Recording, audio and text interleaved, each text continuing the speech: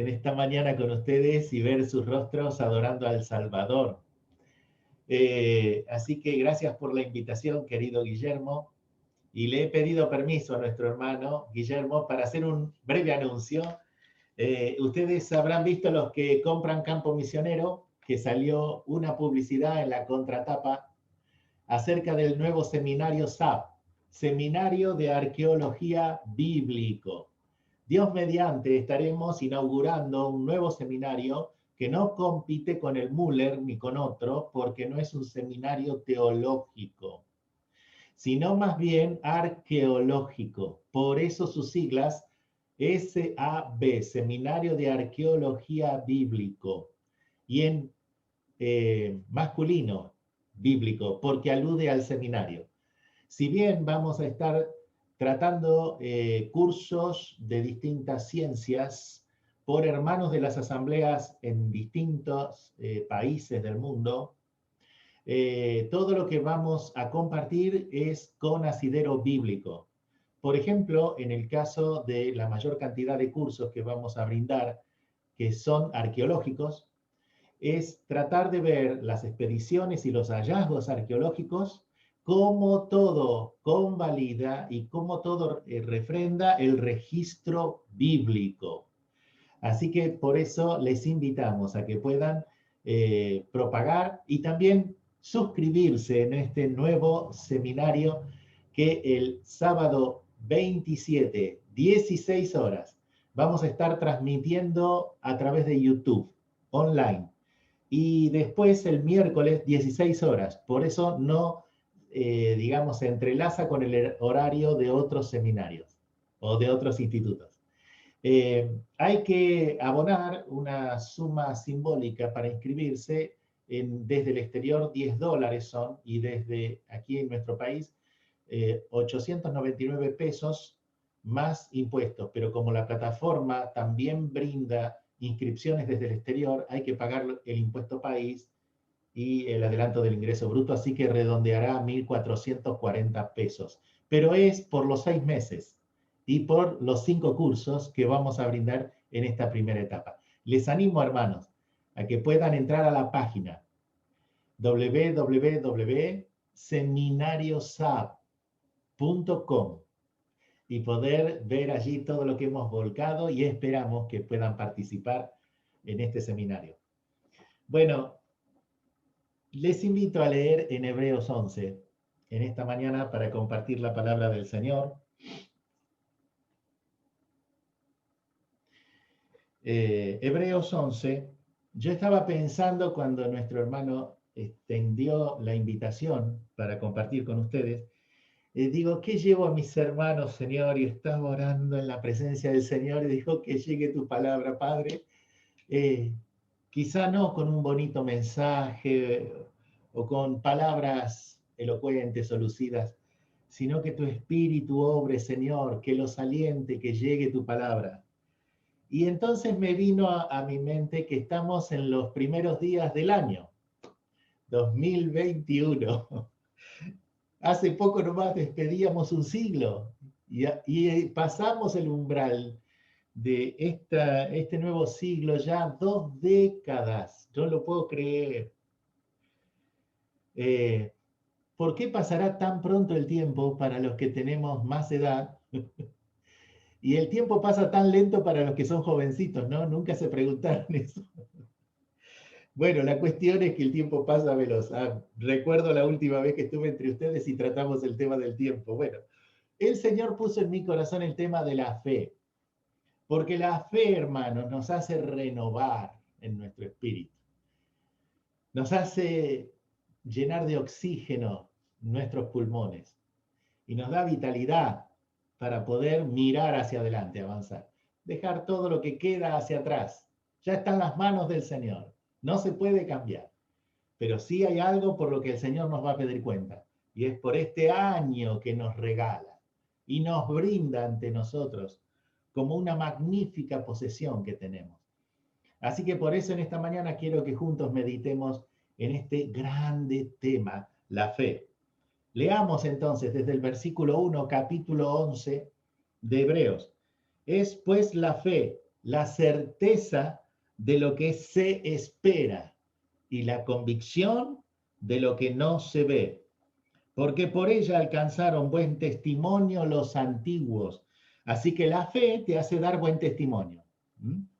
Y dice, porque entendemos por la fe que el universo fue constituido por la palabra de Dios, de modo que todo lo que se ve fue hecho de lo que no se veía. Así que la fe te hace dar testimonio, la fe te hace ver lo que no se ve.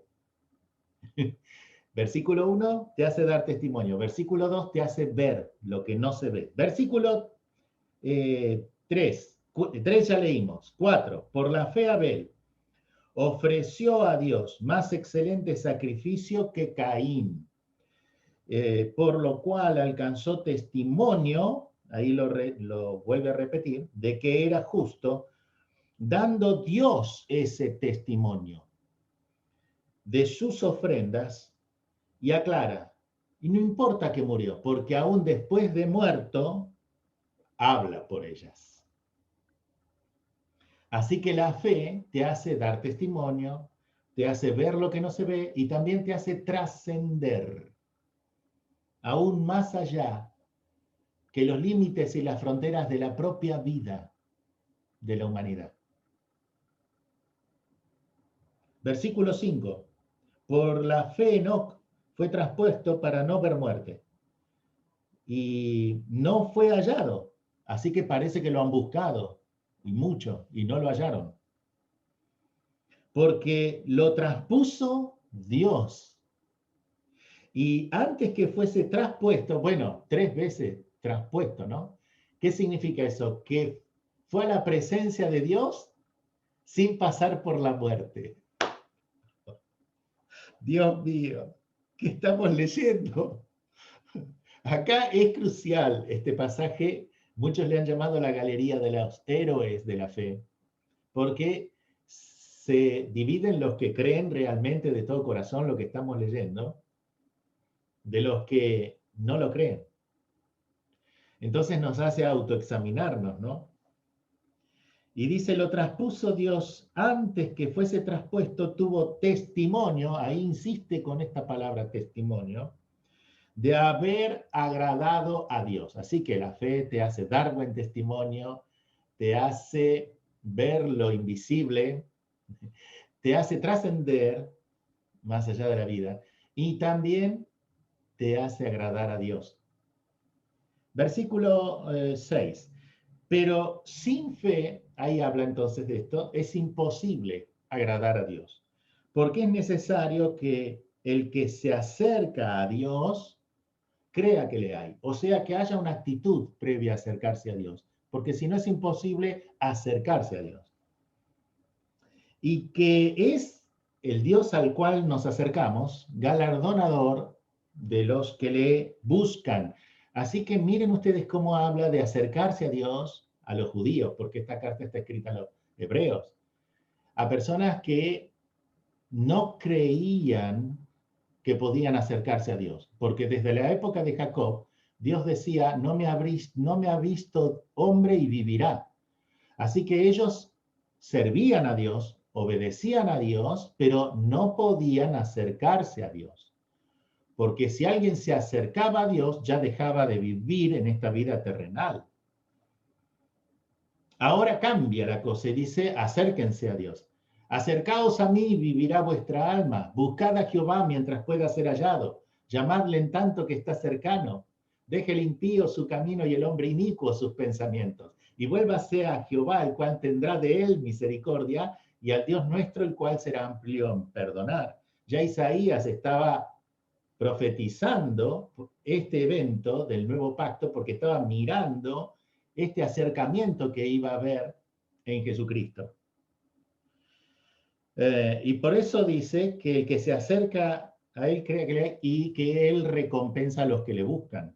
Versículo 7, por la fe Noé, cuando fue advertido por Dios acerca de las cosas que aún no se veían, con temor preparó el arca. Bueno, es innumerable las cosas que hace la fe. te hace ver lo invisible, dar testimonio, agradar a Dios, te hace adorar, te hace trabajar, te hace caminar. Así que hasta aquí nomás la lectura, porque sería necesario muchísimas reuniones del año para poder abarcar el capítulo 11 nada más de Hebreos. Pero sí vamos a decir que Dios dio testimonio. Dios es el que primero nos dejó su testimonio. Según la palabra de Dios, hubo 4 revelaciones que Dios nos dejó. En primer lugar, Pablo dice en Romanos 1:20, porque lo invisible de Dios, su eterno poder y deidad, se hace claramente visible a través de la naturaleza, a través de las cosas creadas.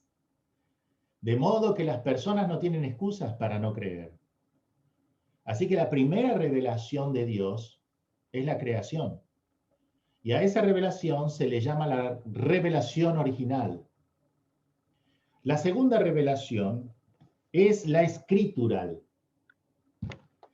Y ya desde el Antiguo Testamento, Amós capítulo 3, versículo 7, y en el Nuevo Testamento, 2 Timoteo 3, 16 y 17, nos dicen que no hará nada Jehová el Señor sin que revele su secreto a sus siervos, los profetas, los que escribieron. Y en el Nuevo Testamento que toda la escritura es inspirada por Dios. Es su revelación, la revelación escritural. Pero aquí nosotros estamos en Hebreos. ¿Y Hebreos cómo arranca la epístola? Dios, habiendo hablado muchas veces y de muchas maneras a nuestros padres en otro tiempo, a los profetas, por medio de los profetas, en estos postreros días nos ha hablado ¿por quién? Por el Hijo de Dios. Tercera revelación, la revelación personal de Dios. Se me pone la piel de gallina. Dios humanado, Dios mismo descendió a esta tierra y se vistió con esta piel humana, este traje natural nuestro para poder identificarse con nosotros. Pero en ningún momento, dice la Escritura, dejó de ser Dios, porque en Cristo habita corporalmente toda la plenitud de la deidad. Y esta es la mejor revelación. La revelación original, Romanos 1:20, la escritural, Amós 3:7, la personal, Hebreos 1:1. Y queda una cuarta que la cito nomás, Apocalipsis 1:1, la revelación de Jesucristo que Dios le dio para revelar a los suyos. ¿Y cómo le llamamos a esa cuarta revelación? Apocalíptica, porque es escatológica, por los eventos que aún no han venido. Hace falta esta cuarta revelación de las cosas que van a venir. Hermanos, nuestra posición es maravillosa en este tiempo que Dios nos dio para vivir. Estamos frente a todo el testimonio completo que Dios dio y estamos previos a que Jesucristo nos venga a llevar a su presencia. Y puede ser ahora. Si fuera ahora, nos encontraría hablando de Él, sirviéndole. Por eso, hermanos, el tema de la fe es importantísimo y crucial en la vida del creyente. Ustedes vean que en Hebreos, capítulo 4, versículo 2, dice que al pueblo de Dios, todo lo que Dios les reveló no les sirvió, porque no acompañaron de fe a todo lo que vivenciaban de parte de Dios. Así que la fe no es neotestamentaria solamente. La fe viene desde el antiguo. Y por eso vienen estos testimonios. En la galería de los héroes de la fe, en Hebreos 11, se dividen por temas los héroes de la fe. Primero están los prediluvianos. Y no los cita Adán, no figura Adán. Porque Adán no fue un hombre que se destaque por la fe. Qué triste. No obstante, la misericordia de Dios lo alcanzó como padre de la raza humana. Pero en Romanos dice el primer Adán fracasó y por eso el triunfo del postrer Adán, Cristo. pero sí lo menciona a Abel, a Enoc y a Noé. Estos tres constituyen la primera etapa de la galería de Hebreos 11, que son los prediluvianos. Así que en la prehistoria, que es una palabra inventada a mediados del siglo XIX y que quedó, hasta ahora es insuperable, por más que hayan otras ideas, antes de la escritura está la prehistoria, y la prehistoria se divide en prediluvianos y postdiluvianos.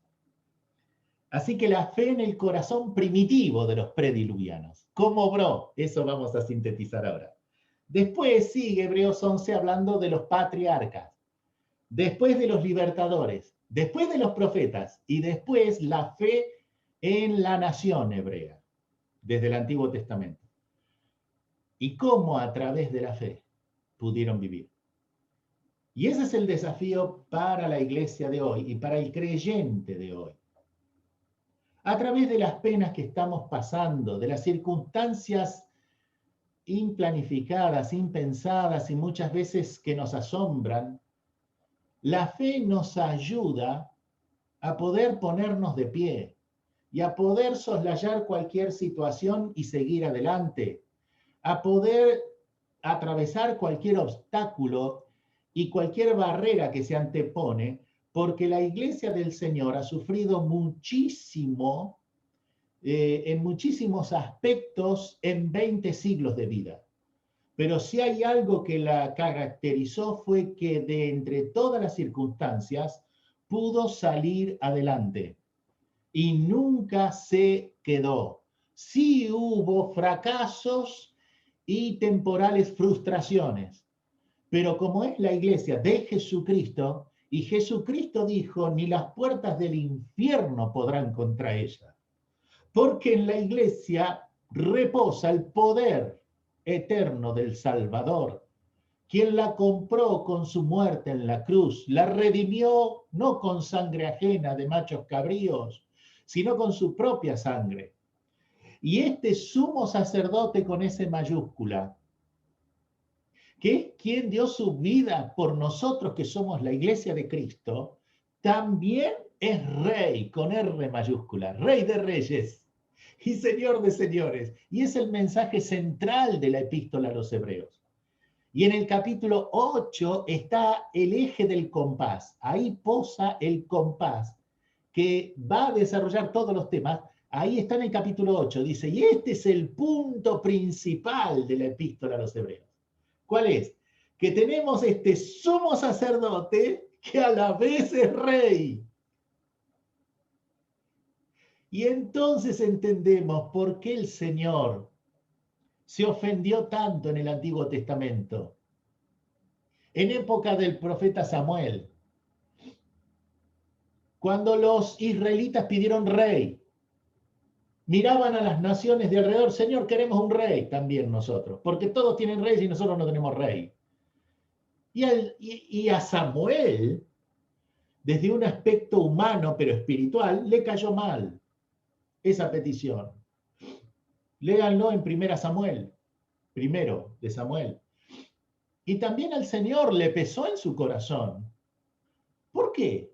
Porque el Señor tenía otros planes. El Señor quería que reine Dios a través del sumo sacerdote Samuel, que era el sumo sacerdote de la nación, y todos los sumos sacerdotes que le antecedieron y que después él le precedieron y que después le siguieron después de él, porque eso era figura del sumo sacerdote que iba a venir, el Señor Jesús. No podía haber un sumo sacerdote y un rey en el pueblo de Dios. Por eso el que reinaba era un gobierno teocrático, era Jehová. En él estaba condensado el poder ejecutivo, en Moisés el legislativo y en Aarón el judicial, el sacerdocio que llevaba los animalitos al altar del juicio. Y de esa manera tenían el gobierno teocrático de Dios aquí en la tierra. Nunca lo pudo hacer, por más que él se los reveló. Pero ellos mismos dijeron en Éxodo 19 y 20, no hable Dios con nosotros, porque le temían. Hable Moisés, Y Moisés sí que hable con nosotros. Dios siempre quiso tener comunión con su pueblo, pero su pueblo puso límites. Hasta acá. Hablaban la palabra de Dios, pero hasta acá. Nunca fue el Señor que puso límites. Por más que el Señor les dio progresivamente su palabra, por más que el Señor fue dando fragmentariamente su palabra hasta que ahora vos y yo tenemos la palabra de Dios completa, la revelación completa. Y por más que en ese momento la revelación era parcial, no en el mal sentido, sino en el buen sentido, era fragmentada porque fue progresiva la revelación de Dios, igualmente era importante, importantísima. Y Dios a su debido tiempo se reveló a través de Jesucristo y después nos dio su palabra a través de los apóstoles. Ahora, mis queridos, entramos en el testimonio que han dejado estos héroes de la fe, que supieron caminar entre el pueblo de Dios cuando muchos no lo comprendían y aún hasta hoy día no lo comprenden. Ellos pudieron dejar un testimonio intachable, no porque fueron sin defectos, fueron perfectos, porque eso no es así. Nunca existió ni existirán hombres y mujeres perfectos, pero sí hombres y mujeres perfectibles, que a través de la fe buscan agradar al Señor, y el Señor suple toda escasez. El Señor remienda toda situación que no está completa. El Señor la completa. Hace en nosotros la obra porque es mancomunadamente.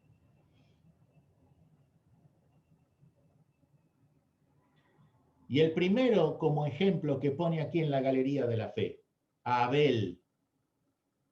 ¿Y qué es lo que hizo Abel? Adoró.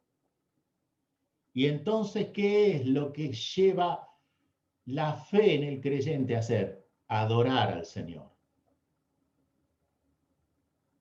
Miren, mis queridos, que muchas cosas podemos hacer en el peldaño de las escaleras de posibilidades que un creyente puede hacer.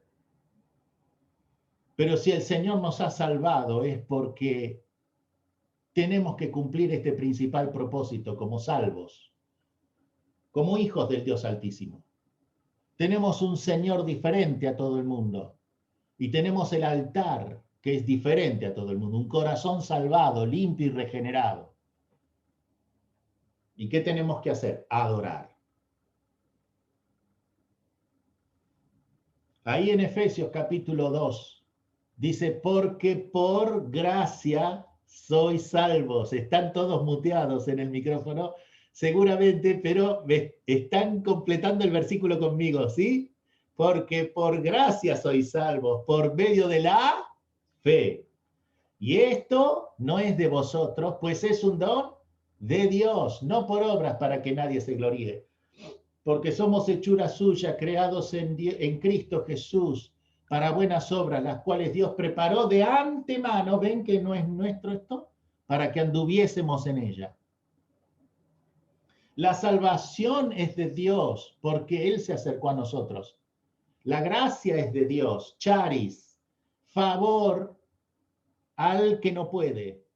Así oró Asa en el Antiguo Testamento. Busquen la oración de Asa. Asa oró a Jehová y dijo, Señor, tú puedes ayudar tanto al que puede como al que no puede. Y nosotros somos de los que no podemos. Bendícenos. Y eso es gracia. Te prefiere a vos, ante todo. ¿Y cuánto podemos preguntar, Señor, ante todo? Sí, ante todo. ¿Y antes que la vida de tu propio hijo? Sí. Porque por eso padeció Jesucristo. Segunda Corintios capítulo 5, versículo 21. Al que no conoció pecado, por nosotros, por vos y yo, lo hizo pecado, para que nosotros fuésemos justificados, seamos justificados y seamos hechos santos, hijos de Dios. Así que el Señor lo prefirió a nosotros antes que a su propio hijo.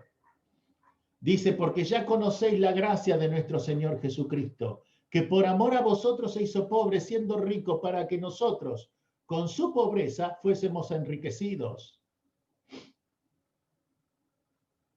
Oh, mis queridos hermanos, esto promueve a la adoración. ¿Cómo podemos adorar a un Señor del cual dudamos? ¿Cómo podemos adorar a un Dios del cual no estamos seguros? No sé si creemos. Hace falta creer. Y esta palabra pistis, creer, se fortalece con pisteuo. Acá aparece pisteuo. ¿Y qué significa? Confianza absoluta, plenamente, de tal manera que se defiende. Y así es la fe.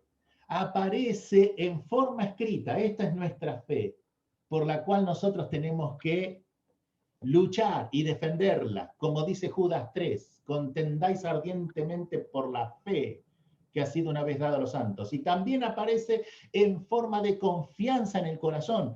Así que hay un ida y vuelta desde este escrito sagrado, desde los santos oráculos fidedignos y divinos de Dios hacia el corazón. ¿Qué hace el corazón? Cree. Cuando lee, cree. ¿Qué hace un corazón que ora? Cree. ¿Y qué hace el mismo corazón cuando lee la escritura? Comprende. Así que la fe te ayuda a comprender también. Por eso no están en antagonismos ni luchas intrínsecas la fe y la razón. La fe fue hecha para acompañar a la razón y la razón a la fe. Y eso es lo que dice el versículo 3, 11:3. Por la fe entendemos. ¿Quieres tener claridad en tus pensamientos, en tus convicciones? ¿Quieres saber cómo te guía Dios y te lleva Dios en tu camino? Para eso está la fe. Porque por fe andamos, no por vista. Queridos hermanos, qué precioso el testimonio y los frutos de adoración de la verdadera fe. Pero en segundo lugar también tenemos el ejemplo de Enoc. Si en Abel la fe lo llevó a adorar, en Enoc lo llevó en su vida a andar con Dios, anduvo con Dios y dio testimonio de que en su vida agradó a Dios. ¿Y qué significa este verbo andar en las Escrituras? Significa conducta, significa buenas obras, alude a tus hábitos y a las reacciones de tus pensamientos y mis pensamientos. Así que Enoc, en una época tan primitiva, aunque la palabra de Dios todavía no estaba escrita, sí estaba como testimonio en los corazones. Y Enoc dio buen testimonio porque era un hombre de fe y anduvo con el Señor. ¿Y eso qué nos deja a nosotros como lección en nuestra vida particular?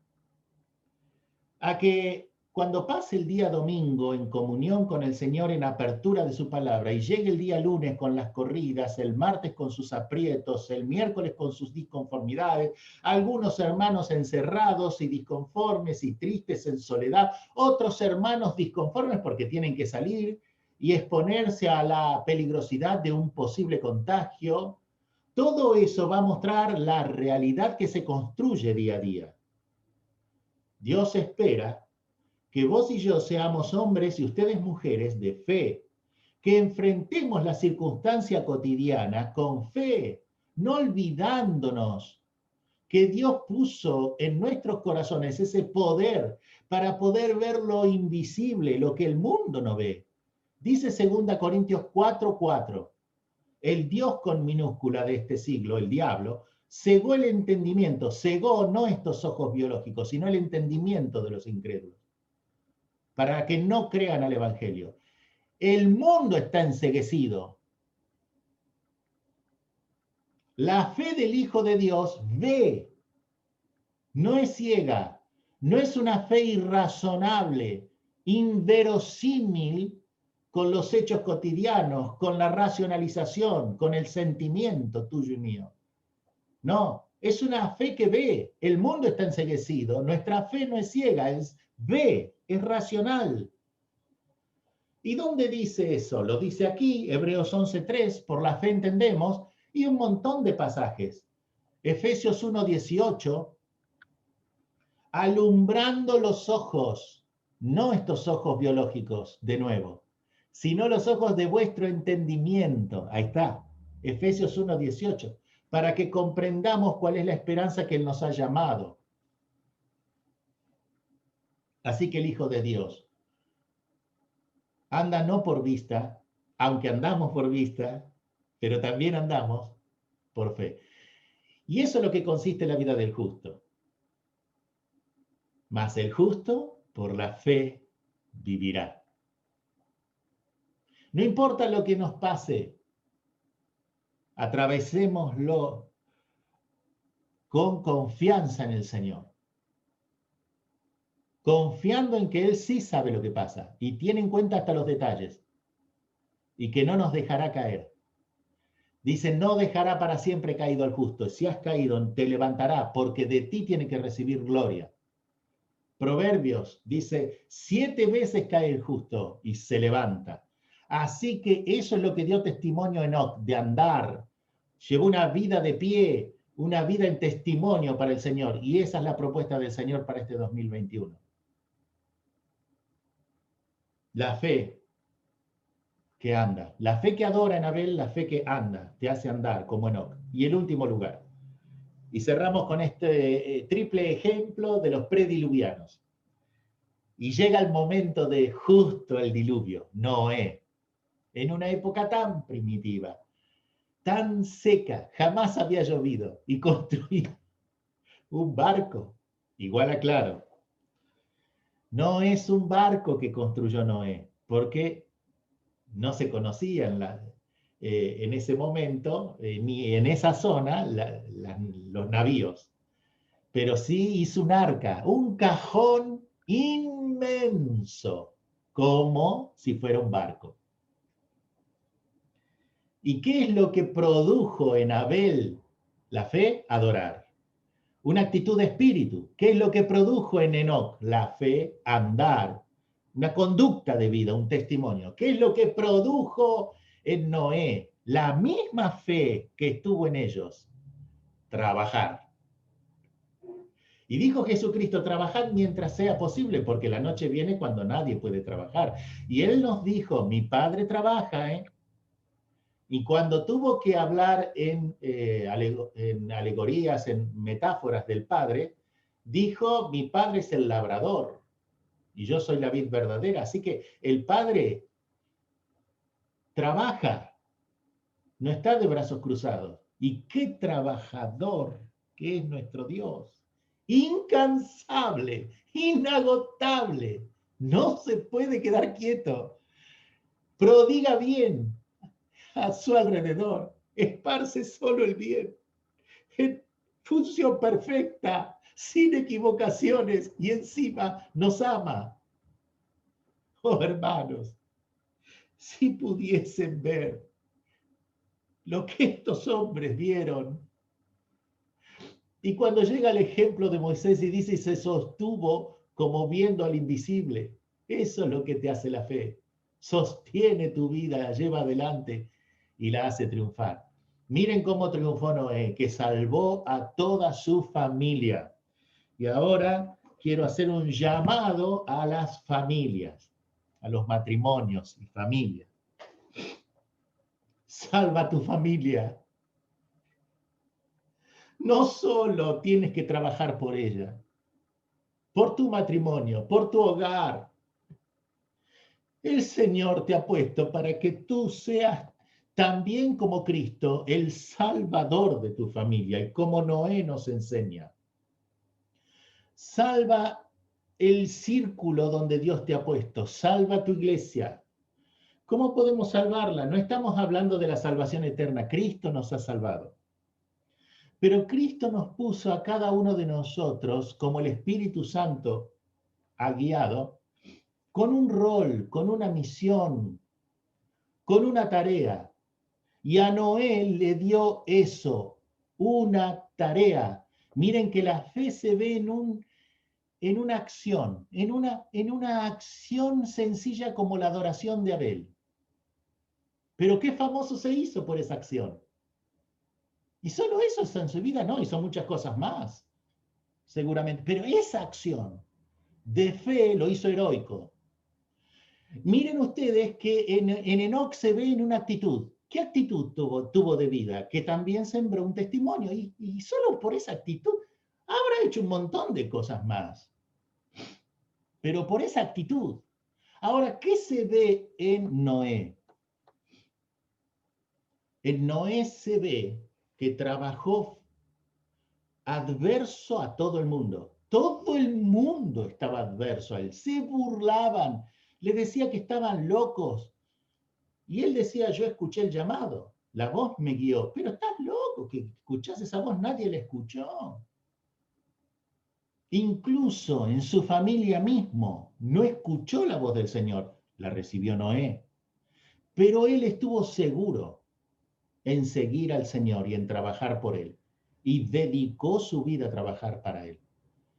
Y eso no fue solo para Dios. Salvó su vida y su familia. Trabajar para el Señor. Es así como Dios obra en nosotros y a través de nosotros. Y a través de nosotros tiene mucho pueblo para bendecir. Primero tu hogar, tu matrimonio, después tu hogar, después la iglesia, el ámbito donde estás en el trabajo, en el estudio. ¿Cuánto hay para hacer en este año? ¿Cuánto hay por sembrar? Pero lo que el Señor quiere es que abramos nuestros ojos a la verdad. Porque la realidad se construye. Es una construcción social que no tiene por qué ser compartida entre sujetos de un mismo colectivo. Y la realidad de uno, conforme a las circunstancias que están pasando o que han pasado, puede ser distinta a la realidad de otro. Pero si hay una sola cosa que es cierto, es la verdad. Es universal, indiscutible, eterna. Y para siempre da gloria al Señor. Sécase la hierba, marchítase la flor, mas la palabra del Dios nuestro permanece para siempre. Cierro con una anécdota. Miren esto. ¿Cómo se ve? Ah, porque se está proyectando al revés. Bueno, no es el libro gordo de Petete, que ya están deduciendo mi edad. Miren el tamaño que tiene este librazo al lado de la Biblia. Bueno, lo conocen, los hermanos que estudian lo conocen mucho. Cuesta levantarlo del peso que tiene. El Matthew Henry cuenta la historia que cuando Matthew Henry, jovencito, se puso de novio en la iglesia, con Elizabeth, su novia, y bueno, pasó un tiempo y los padres miraban ahí que conversaban los dos. Y entonces Matthew Henry fue a la casa de el papá de su novia a pedirle la mano al papá de su novia y el papá le preguntó, ¿y de dónde vienes? Nadie lo conocía, un muchacho jovencito en la iglesia. ¿Y qué haces? ¿Estudias? ¿Trabajas? Nada. Bueno, trabajaba, Matthew Henry le contó, y no estuvieron tan conformes con el noviazgo de Matthew Henry para su hija, los papás de ella. Y el tiempo pasó y cada 2 por 3 los padres, especialmente la mamá, le decía a su hija, hija, no sabes de dónde viene este muchacho, no sé si te conviene, pensalo bien, en la iglesia hay otros hermanos, chicos jóvenes, y que estudian y que van a tener otro porvenir. Mamá, déjame, yo sé que el Señor me indica a él, hasta que llegó el día de su casamiento. Y entonces se casaban. Y bueno, dice que el papá de la esposa de Matthew Henry la llevaba a la iglesia, al altar, para entregársela a Matthew Henry. Y dice que como última advertencia, antes de entrar a la iglesia, el papá le dijo a su hija, hija, ¿estás segura de lo que vas a hacer? no sabes de dónde viene este muchacho. Y le contestó su hija, papá, si bien yo no sé de dónde viene, pero sí sé muy bien a dónde va. Se casaron y él se dedicó a la obra del Señor y escribió este libro. No lo completó, lo completaron otros después de él, pero al día de hoy es insuperable el material y cómo sirvió al Señor y la bendición que fue su vida, no solo en su matrimonio, en su hogar, sino también para toda la cristiandad.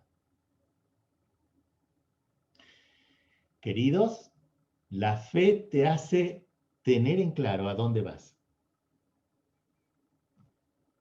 La fe te hace creer y te muestra tu norte. Te dice el valor de la palabra y también nos muestra a Jesucristo, al cual vamos.